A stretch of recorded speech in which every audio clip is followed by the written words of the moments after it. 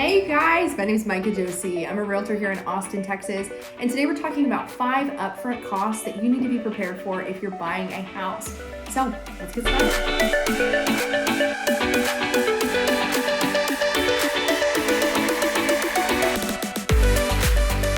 Hey guys, so like I said, my name's Micah.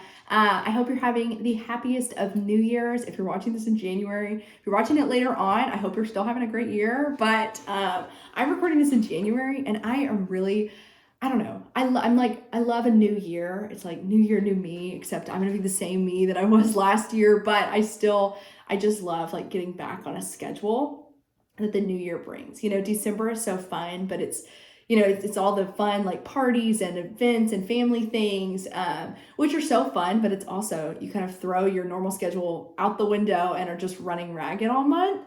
And I'm enjoying this normal like work week kind of thing. And so I hope you are too. I don't know if you have any New Year's resolutions. If you do, comment them below because I'm curious. I need some inspiration. I love New Year's resolutions, but I don't like to do them unless I'm like 1000% like passionate and committed to it. So I don't have one this year, but maybe one of y'all will inspire me. Maybe y'all have some really good ones that you could share. Maybe buying a house is on your New Year's resolution list. And if it is, you are going to knock it out this year. I am like rooting for you. We're going to do it. And I'm here to help you along the way. So if you're thinking about buying a house this year, or if you're thinking about buying a house in the future at all, I'm sure you've considered, okay, I've got to get my down payment ready. I've got to get pre-approved with the lender and, line those things up. But today I wanted to talk about some upfront costs that you may not have considered. So these are things that, even if you've heard of them, you may not know how much they are or when you are to pay them. And so that's what I'm here for. So let's just dive right into that. So the first one that I wanted to talk about is earnest money. So when you're looking at houses and you finally have found the one that you love, we're going to write up an offer and we're going to submit it to them, and we've got to put some earnest money in there. So earnest money is typically 1% of the sales price. So if you're looking at a $300,000 home, about $3,000 and up from there, just depending on the market. And this is something that if the offer is accepted by the seller, you've got 3 days to get this earnest money to the title company. It's a good faith deposit showing the seller that you're serious. So the next one is the option fee. An option fee is paid along with the earnest money. And right now, it fluctuates with the market and just how you want to write your offer. But lately, I've been putting them at about $250 for a 5 to 7 day option period. So your option period is buying you time to get your inspection, to negotiate repairs if need be, and to make sure that you're comfortable with the house after it's inspected and that you want to move forward.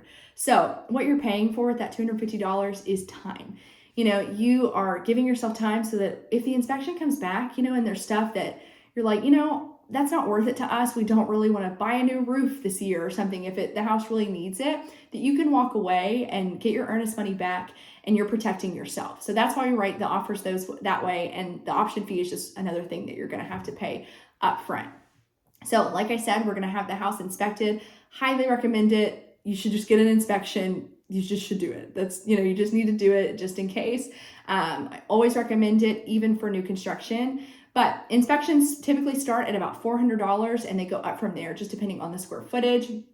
So they're going to check everything from the foundation to the roof to the plumbing and make sure you're good to go and give you a good perspective on where the house is at. If there's any issues that may come up or things that you need to prepare for, the inspector will let you know. And it's a great load of information. It is worth every penny of that. And I can't recommend it enough. People ask, they're like, okay, well, I'm buying a new home. Do I need to do it? And you should, because even in a new construction neighborhood, the house is brand new. You're going to be the first one in it.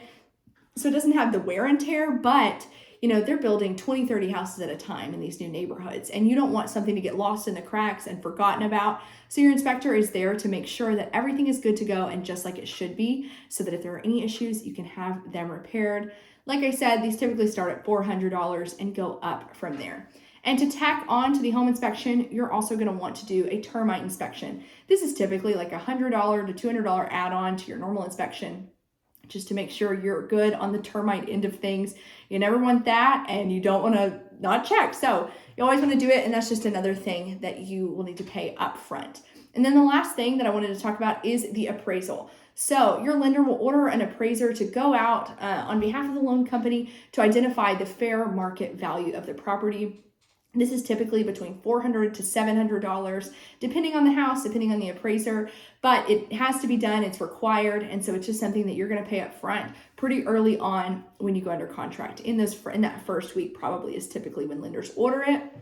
And so that's just another fee that I wanted to be sure that you are aware of. So I'm kind of the person that I want things written out so that I can see them and study them. So I put this together. If you wanted to pause my video and screenshot it, if that would help you, here's all of the information right here. And if you'd rather have a PDF version of this, you can call me or text me and I'd be happy to forward that over to you, along with my buyer's guide that's got some good info in it. If you're thinking about buying a house, whether you're in Austin or not, I'd be happy to send it to you.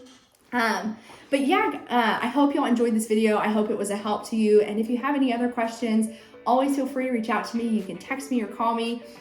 Or if you'd like a video on something specifically, please let me know. But anyways, you guys, subscribe to the channel. Thank you so much for watching, and I hope you're having a great day. Bye, you guys.